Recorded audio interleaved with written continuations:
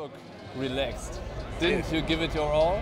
Oh, I didn't look too relaxed after the finish. I was pretty over the top. It was a pretty hard race.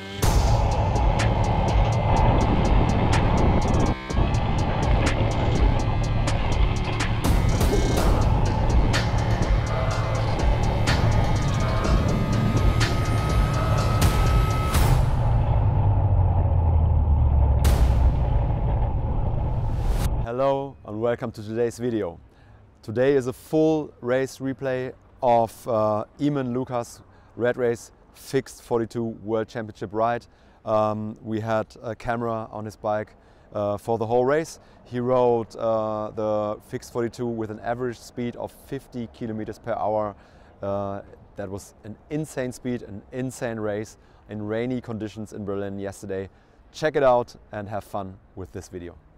I'm not sure who's watching this or if there's anybody watching this, but you're on board with yours truly, Eamon Lucas, upside down face. We're in Berlin, Fixed42 live with fucking Britney Spears playing before the race is getting super hyped, if you want the truth. But feeling good, feeling excited, a little nervous, but ready to go. All right, enjoy the show. What's going on, guys? Eamon Lucas here to do a little bit of a breakdown of the 2024 Fixed Gear RAD Race Berlin. Fixed42 was awesome, sick event. Competition was fierce, let me tell you.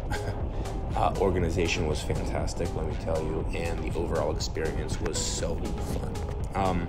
So like I said, we're gonna do a breakdown, kind of like 10K by 10K into the last like 5K, and then that'll get pretty intricate in my feelings, my emotions, and how the race unfolded. So sit back and enjoy. Thanks again for all the support. It's been fantastic. You guys are awesome, and please feel free to ask any questions to RAD Race and or me personally if you have them. So let's dive into it. Ciao.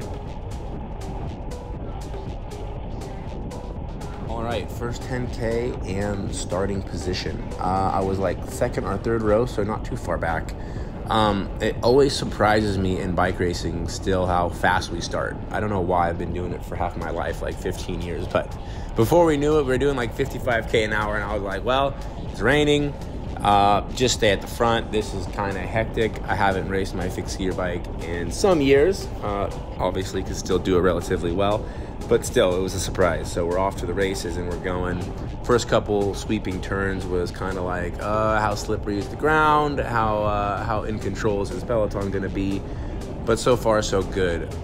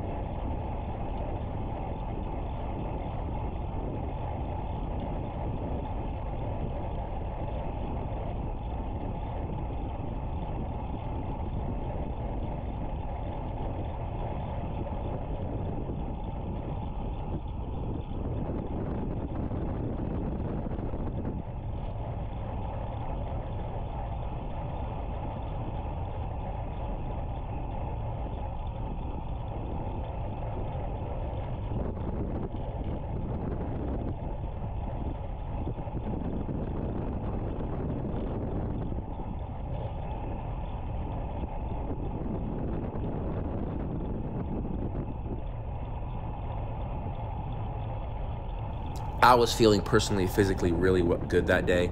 I had good legs. I had come off a block of 4 races in Belgium back to back to back to back in 5 days, and I had a pretty good little mini taper. So the super compensation was there. The legs were rested, carved up, and I was super motivated to do well. So I personally felt great. There was a bit of a crash, probably 6 or 7K into the race in a roundabout, that I was forced into the ditch and or like gully. I wasn't too sure how dramatic the gully was going to be because there was crashes all around me and we were in a roundabout and it was wet, and I just was like, you know, I'm committing to this line through this grass, and if there's a big hole or a rock or something, I'm going to hit it, and if not, thankfully there was nothing, and I was able to stay on the bike, off the ground, and back on the wheel relatively fast. That was nice. Got back on the wheel and settled into my pace, and I think that kind of takes us through the first 10K. Guys, just ride safe, huh? Just ride safe.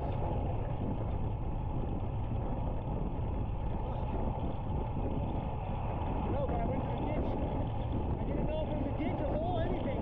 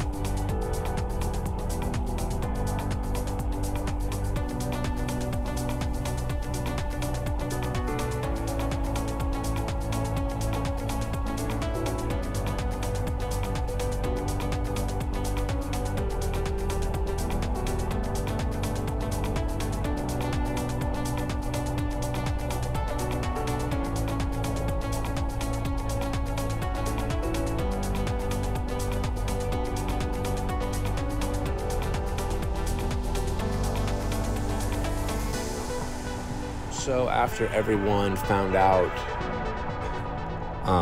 how easy it is to crash, I think everyone settled down pretty quick after that. Going into 10K to 20K to go, we got off the Autobahn. The Autobahn was actually really safe.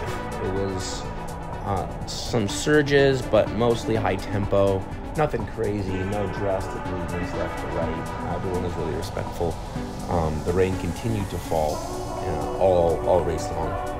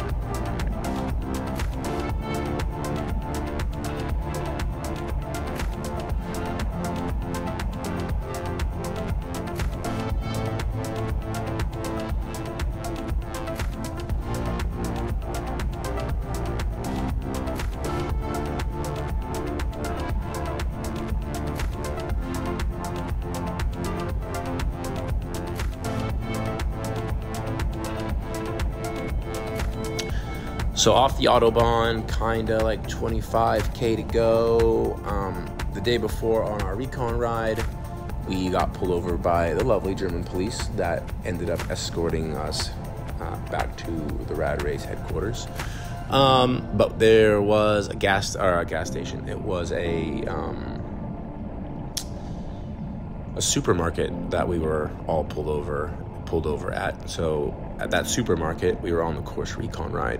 That was 20K to go. So I remember vividly making a mental note, passing this supermarket, and we got off the Autobahn into the city, and I remember passing that supermarket, and I was like, okay, now we're halfway through the race thereabout. We're getting into the more technical side of things where I know I could benefit and make a really big difference. Really good in the wet, really good in the corners, and I have the confidence. So I was really trying to making sure I was putting myself in the top 10 wheels and spending a little bit more energy, if you may, just to make sure that if and when the time came to ride on a more offensive note or situation, I was there to do so. So yeah, we passed that gas station, and that was coming into the first set of turns. That was at about 15K to go. Still feeling really good. There were some more attacks going in through the town. The surges, still pretty respectful peloton, which was really nice. I didn't feel like it was too dangerous or anyone was riding above their limit at the given time. So yeah, that's kind of like that 10 to 20K to go situation.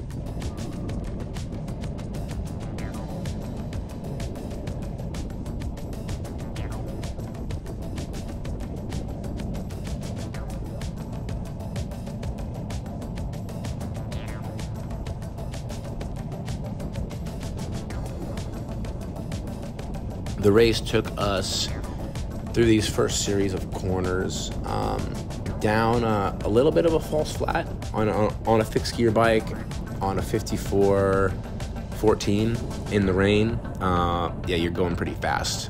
So is everybody else. Everyone's on 62 15s, 53 12s, big gears. Gears you could easily race a C1, a C2, maybe even a World Cup Madison in. We're able to ride at speeds of over 55 into 60, 65 Ks an hour. Very capable big gears. So in the rain, in Berlin, the streets are slippery. People want to win, man. People are willing to ride above the limit, which is super legitimate, especially now in this situation as we get closer to the finish. Guys are attacking. Guys are starting to light matches and really try to get away.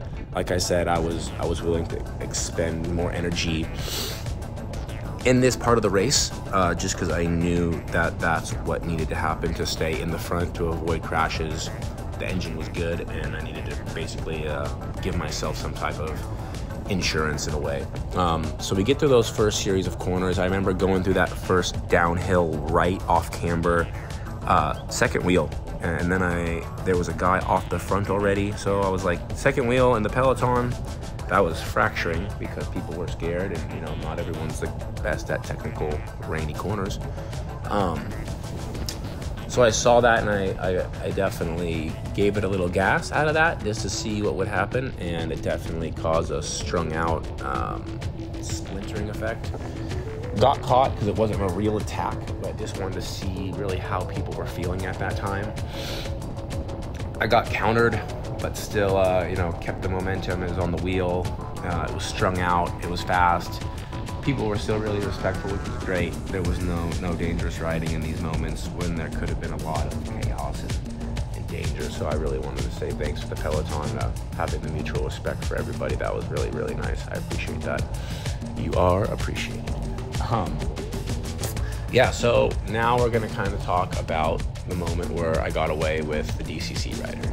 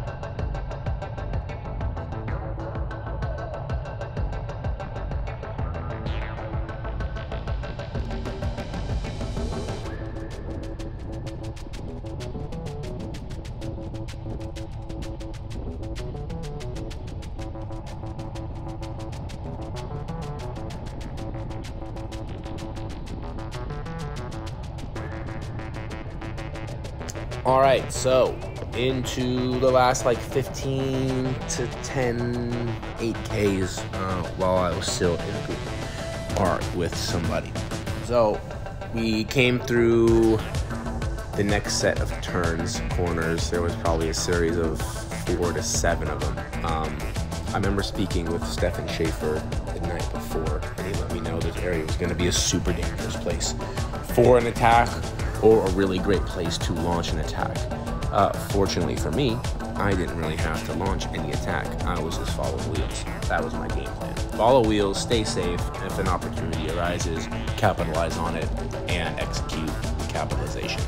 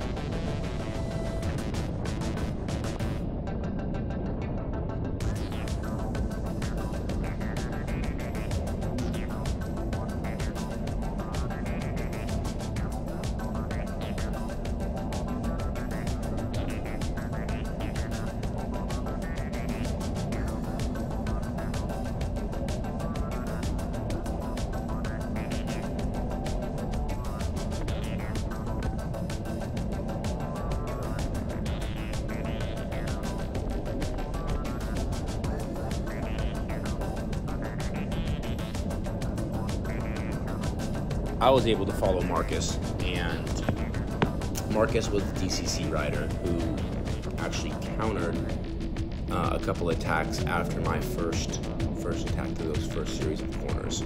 I believe we came through a right-hand corner onto a long stretch of road, and Markus kind of went up the middle, and I took the corner wide, and I knew he was a dangerous rider. He's big, he's strong, he's in a big gear. I've raced him in the States before. Definitely someone to follow for the right reasons. And before I knew it, I was up on his wheel, and I looked back, and we had around 10 seconds, 15 seconds. And I was pretty, it's over the halfway point. People are starting to be fatigued, starting to feel fatigued, I should say. Sorry. And I thought to myself, let's give it some gas. Let's really see how the field reacts. Let's see how Markus is feeling. Let's see how I'm feeling, and maybe start to put a little bit of investment into this race. So I encourage Markus to ride. I let him know it's the moment. If I'm suffering, if I'm feeling it, I know majority of the peloton is also going to start feeling it. I know it's cold, it's raining, but now is the moment to really ride. I think it's super important in a situation like this when you need each other, and your breakaway companions need to know that you're also investing in the situation. You're not going to flick them right off the bat. Necessarily, maybe flick is not the wrong word, but you're going to work together. You're going to be cohesive, and you need to get some encouragement. Because it's hard to start a breakaway. You suffer when you start a breakaway. You have to ride fast in the peloton. You have to go above the line, above the limit, and you have to put yourself out there. So I was telling him that, it's the moment. Come on, let's ride. We have a good gap. We need to work together. I'm here for it. I ride all the way to 500 meters to go. I told him that a few times as he was pulling through, just to give him reassurance. So now we're committed to this effort. We're like 2 or 3 minutes into this effort, and we have a really good gap now. Really encouraging, really excited. Now it looks like 20, 30 seconds at some point in time, and I was like, fuck, this is really the moment, man. It's a little far out, but I'm feeling good. I've got a breakaway companion who I know can ride. I'm going all in. This is kind of like 10K to go. And I'm super excited and motivated. I'm willing to put all my chips in right now to win this race in this style. So I was really committed.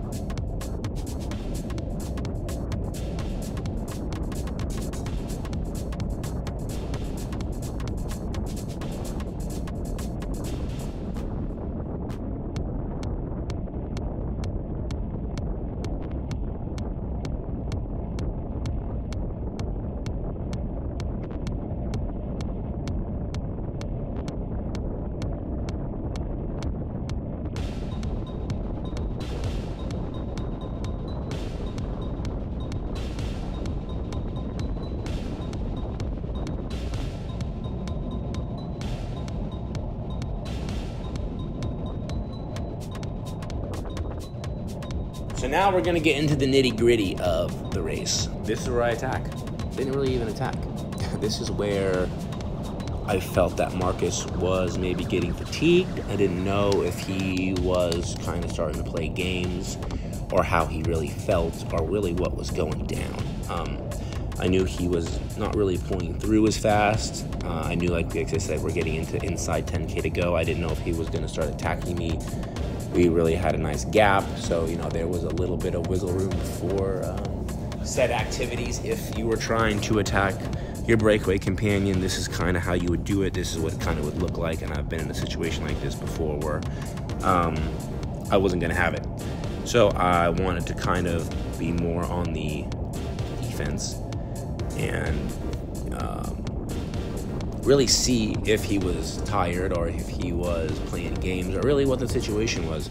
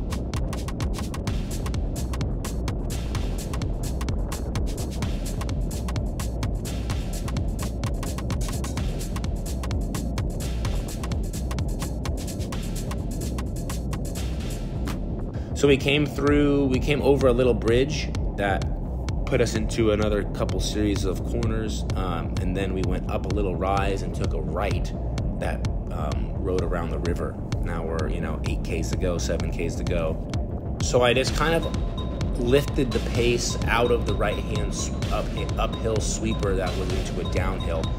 And I didn't really even attack that hard. I didn't really just, I didn't whack it. I wanted to see if he was able to follow because I was coming from behind with speed. He had just taken a pull.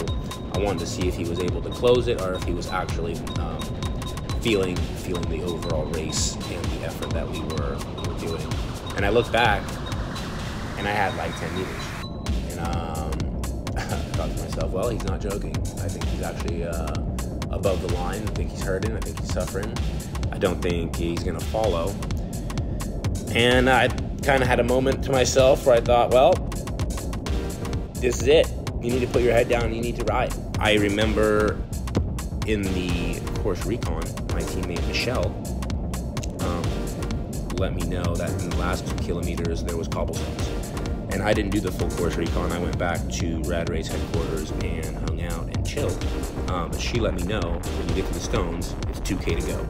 And I know that after the stones, I've only got about a minute and a half to go. So I get off the stones and Falco is right there, 10 seconds, but I've got a K to go. I make the corner and I can see the finish line, and I know I'm just like, look, this is your bread and butter. This is an effort you're really good at. This is why you train. You can do this. I came out of the stones. I made the sweeping right-hand corner, looked down the last kilometer stretch, and just told myself, no matter what, you just have to ride, huh? It's just full gas, no questions asked, no debating with yourself. Don't think. This is not a moment to think. You just have to spin the gear as fast as you can spin the gear. The faster you spin the gear, the faster you get down there. and you've got a lot of really fast guys breathing down your neck.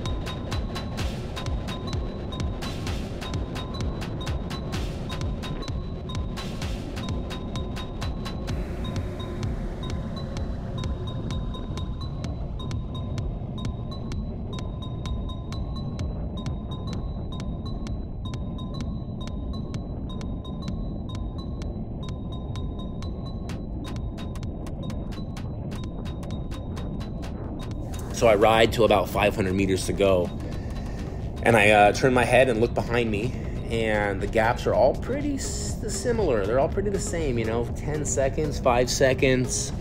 I am over the limit. I am suffering like a dog. I know the win is just 30 seconds away, and at 500 meters to go, I make another deal with myself that I'm not going to look back until the finish line.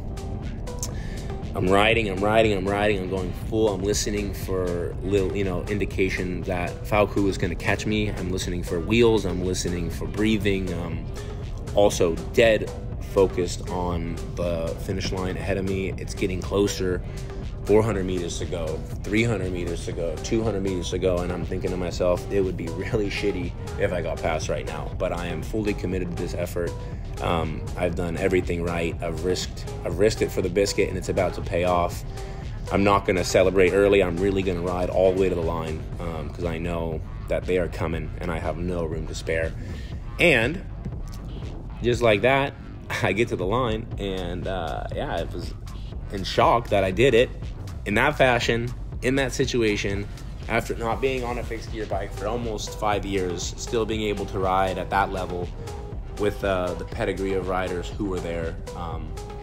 It was absolutely magnificent. It was beautiful. I was so thrilled for the opportunity to be there, for the look crit team to bring me here. It was just a beautiful moment, and I'm still buzzing. So hope you guys enjoyed the debrief. Hope you guys enjoyed play for play with me. Like I said in the beginning, if you have any questions, please feel free to drop them in the comments. Please feel free to get a hold of me. Would love to answer them, and thanks again for listening. Ciao. Here is Eamon Lucas. Eamon Lucas, world champion, Fakko Jessica, Markus Blume. What an insane ride by Eamon Lucas. Congratulations for your World Championship title. Let's hear what Eamon has to say about yesterday's ride. So you look relaxed. Didn't you give it your all? Oh, I didn't look too relaxed after the finish. I was pretty over the top. It was a pretty hard race. Yeah? Yeah. So you ride a 49 km/h average on a wet course through Berlin. On a fixie. On a fixie. Yeah, it's pretty fast, huh? Yeah? The peloton was moving pretty good. I was actually, I thought, a little bit undergeared in the start. I was going to plan on riding a 54-12, 10-11-12. But it didn't really quite work with my chain, so I was on a 54-14. So a little bit more souplesse. And I was a little nervous for the sprint, but it didn't end in a sprint, so it was okay. Everything's fine. It looked dangerous in the live stream. There have been a couple of crashes out on the course. How was the race for you? The first roundabout we went through, I think 10 guys crashed, and I went through a bush into a ditch, and I was like, this is not great. But I came back on the wheel, relaxed, found the gear again, came back. It was kind of in the beginning of the race. I think everybody found out pretty fast. You fuck around, you find out today. Yeah. And so everybody didn't want to fuck around too hard, but still, it's a race, huh? Yeah. So they're gonna want to be in the front in the moments, huh?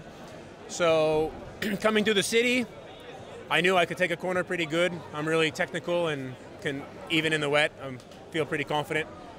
And can you sum up what is fixed racing all about? It's culture. I mean, look at it around. everybody hanging out, enjoying themselves. Okay, it's important to win, it's important to race hard, but it's not chicken and pasta. It's kickback and beers and stories, and it's like the roots, you know?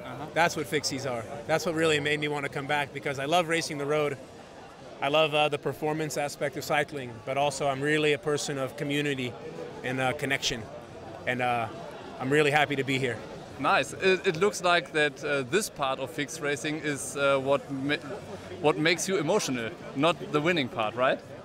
I was pretty emotional in the winning, but yeah, no, this is really cool and special, and it needs to be, people need to know about it.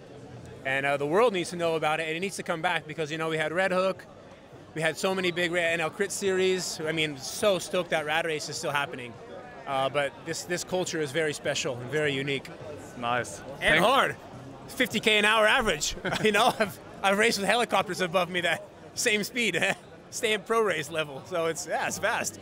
Great. Thanks for your time. Congrats, and enjoy the day here. Yeah, homie. Appreciate you guys. Thanks. All right, that was Eamon. There will be another video on our channel about the full day, the full weekend, what went down at RAD RACE Fixed42 in Berlin in 2024. Check it out.